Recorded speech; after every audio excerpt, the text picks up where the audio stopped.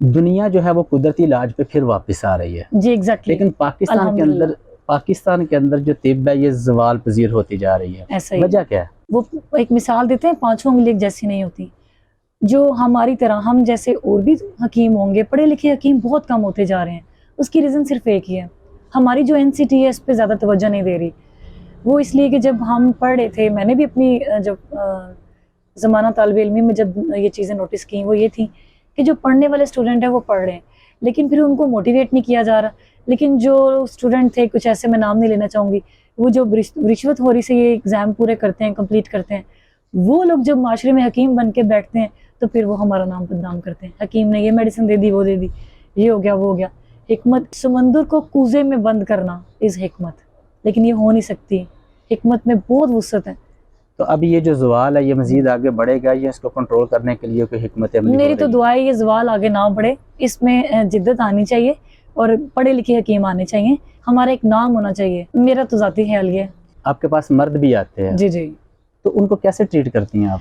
उनको ऐसे ट्रीट कर सकती हूँ और कर भी रही हूँ। देखें, जो एजुकेटेड लोग होते हैं, समहाउ उन्हें पता होता है कि हमने किस तरह से बात करनी है, अपना मैसेज कैसे कन्वे करना है। जो इलिटरेट होते हैं वो ज़रा सा भी बात करें तो हमें समझ आ जाती है ये बंदा क्या कहना चाह रहा है, क्या सुनना चाह रहा है। तो फिर हम भी अपनी लिमिटेशंस में रहते हुए उससे उतनी उस हद तक बात कर लेते हैं। तो अक्लमंद के लिए फिर इशारा काफ़ी होता है, हम उतनी बात कर लेते हैं कि अगले बंदे को समझ आ जाए। चीज़ फिर हम वही देते हैं जो हमने पढ़े लिखे को दी थी, या इलिटरेट को दे रहे हैं, ताकि इसको भी फ़ायदा हो, उसको भी हो, हिकमत से वो उचाट ना हो जाए। आपके पास मर्द आते हैं हजामा करवाने के लिए, जी। कभी कोई बैड एक्सपीरियंस हुआ? नहीं, हिजामा में बैड एक्सपीरियंस बिल्कुल भी नहीं हुआ। मैम आप मर्दों को किस तरह ट्रीट करती है, क्या उनकी नब्ज़ पकड़ती हैं? नहीं, मैं मर्दों की नब्ज़ बिल्कुल नहीं पकड़ती। ऑल्दो नब्ज़ जो है वो हिकमत की रूह है। हिकमत नब्ज़ देखे बगैर कंप्लीट नहीं होती, मगर हिकमत में और बड़ी चीज़ें हैं जो हम ऑब्ज़र्व कर लें, जैसे कि चेहरा शनासी हो गई, हाथ देख लेते हैं, नाखून नज़र आ जाते हैं, आँखें हैं, लिप्स हैं। तो मर्दों की ये 3 से 4 चीज़ें जब मैं ऑब्ज़र्व कर लूँ तो मुझे 99% मर्द समझ आ चुका होता है।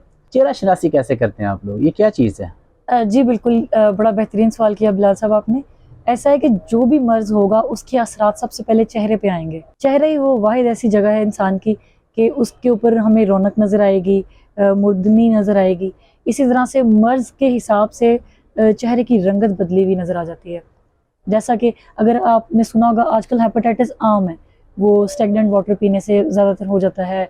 यहाँ लोग आजकल पान वगैरह गुटखा इस्तेमाल करते हैं मर्द हज़रात, तो इन लोगों को हेपेटाइटिस ज़्यादा हो जाता है। अब ऐसे शख्स की आम शख्स जैसी स्किन नहीं होगी, ये बहुत बड़ा एक सिम्टम होता है।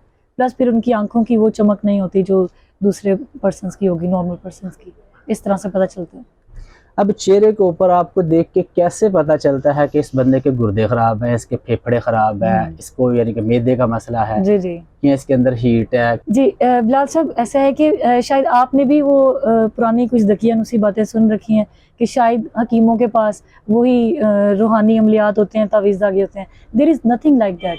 देखिए, फ़र्ज़ किया कोई बंदा गुर्दे का पेशेंट है, तो उसकी आँखों के जो आई बैग्स हैं ये फूले होंगे, हम यहाँ से अंदाज़ा लगाते हैं।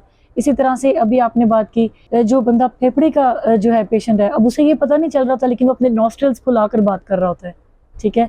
इसी तरह अगर कोई बंदा जिसको वैसे ही सांस की तकलीफ है, दमा वगैरह की, तो उसको खींच के सांस लेना पड़ रहा होता है। अब पेशेंट को ये नहीं पता होता कि वो ये क्यों कर रहा है, लेकिन एक प्रोफेशनल पढ़ा लिखा सर्टिफाइड बंदा ये उसी वक्त जज कर लेगा कि मेरा पेशेंट है और किस मर्ज का पेशेंट है। अच्छा मैम, जब आप लोग तिब वाले ये नब्ज़ पकड़ते हैं जी जी।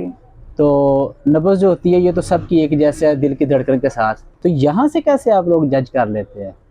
जी, अब मैं अपने नाज़रीन को ये बात लाज़मी बताना चाहती हूँ कि नब्ज़ पकड़ के मर्ज़ बताना is totally a different thing. हर इंसान की सेम बिल्कुल नहीं होती, क्योंकि हिकमत बेस करती है मिजाजों पे।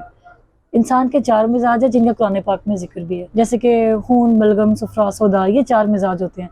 अब सुफ़रावी मिजाज की नब्ज़ कैसी होगी ये हमने डायग्नोस करना होता है, बलगमी कैसी होगी, एंड सो ऑन। इसी तरह से जब हमारे पास कोई उस तरह का पेशेंट आ जाए जो लाइक मैंने आपको बताया, जिनको आम लैंग्वेज में लोग हिजड़ा कहते हैं, खुसरा कहते हैं, ट्रांसजेंडर्स, तो उनकी नब्ज़ टोटली डिफरेंट होती है। वो तो एक सेकंड से पहले इस तरह से पता चल जाएगा कि जो नॉर्मल मेल फीमेल है वो हमें वर्टिकल से जो है उसकी बीट पता चल जाएगी, मगर जो ट्रांसजेंडर्स हैं उनकी बीट हमें इस तरह से नहीं पता चलती। वो ये पेशेंट की कलाई है, यहाँ से हमें डायगोनल जो है बीट मिल रही होती है, तो ये शॉर्ट सिम्पटम। अच्छा, मतलब ये है कि मर्द और औरत होता है, इनकी ये वेन ऐसे जा रही है जी इनकी नब्ज जो है ये ऐसे चेक जी करेगी बिल्कुल इस वेन में, एग्जैक्टली लेकिन ट्रांसजेंडर की जो है वो इस वेन में होती है। वेन यहीं पे आएगी लेकिन बीट यहाँ फील होगी इस वे में। तो ये कुदरती डिफरेंस है उनके जी अंदर। बिल्कुल ये कुदरती डिफरेंस। ये उन ट्रांसजेंडर के अंदर है जो कुदरती ट्रांसजेंडर है, ये जो बन जाते हैं उनके अंदर भी यही जो चीज बन होती जाते है। हैं वो तो बिल्कुल भटके हुए हैं ना जो बनते हैं, जी। लेकिन जो जो अल्लाह के हुक्म से हैं कुदरती जो अमल है वो ये है। पाकिस्तान के अंदर जी 16 साल से लेकर 20 तक के जितने भी नौजवान हैं ये डिप्रेशन का शिकार हो रहे जी हैं। तो आप चूंकि एक हकीम हैं, जी तो वजह क्या है? देखें, डिप्रेशन की सबसे बड़ी वजह ये है कि जब बच्चे हमारे छोटी छोटी एजेस में मोबाइल पकड़ लेते हैं, मीडिया अब उनके हाथ में है। अब पेरेंट्स बाप जो है अपनी जॉब पे है, माँ है किचन में है, लेकिन अब इन दोनों को ये नहीं पता कि हमारा बच्चा मोबाइल पकड़ के पूरी दुनिया के लोगों को देख रहा है और किस हालत में देख रहा है। ठीक है, आजकल हमारी यंग जनरेशन मेल है या फीमेल है, वो न्यूड मूवीज़ देख रहे हैं, पॉर्न वीडियोस देख रहे हैं, और फिर उनके अंदर ये एहसासात पैदा होते हैं कि यार ये चीज़ हम भी कर सकते हैं। लेकिन वो अगर उनकी एक्सेस में नहीं होती तो सबसे पहली वजह तो ये होगी कि वो डिप्रेशन में ऐसा शख्स जाएगा। फिर बाज़ मैंने ऐसे भी घराने देखे हैं बिलाल साहब कि वो बच्चे खुद मुंह से चाह रहे थे कि हमारी शादी हो जाए, लेकिन पेरेंट्स कहते हैं नहीं पहले बच्चा पढ़ ले, नहीं पहले पैरों पे खड़ा हो जाए। अब ये सबसे बड़ी ज़्यादती यहाँ पे शुरू हो जाती है कि बच्चे फिर बनते हैं डिप्रेशन का शिकार। फिर डिप्रेशन में ही वो अपना कोई ना कोई साथी ढूंढते हैं और वो गलत कार्यों की तरफ जाते हैं। फिर वो जब वो पार्टनर भी उनका कहीं और चला जाता है तो वो जो है मेल है या फीमेल है वट वो डिप्रेशन में चला जाता है।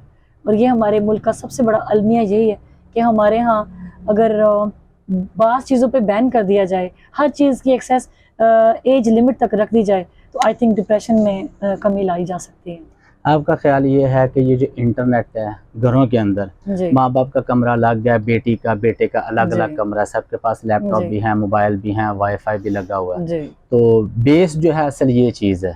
एग्जैक्टली देखिए, ये तो हमारी हदीस भी है कि जब बच्चे बालिग हो जाए उनके बिस्तर अलहदा कर दिए जाएं, ठीक इसमें है। कोई शक नहीं है, कर देने चाहिए।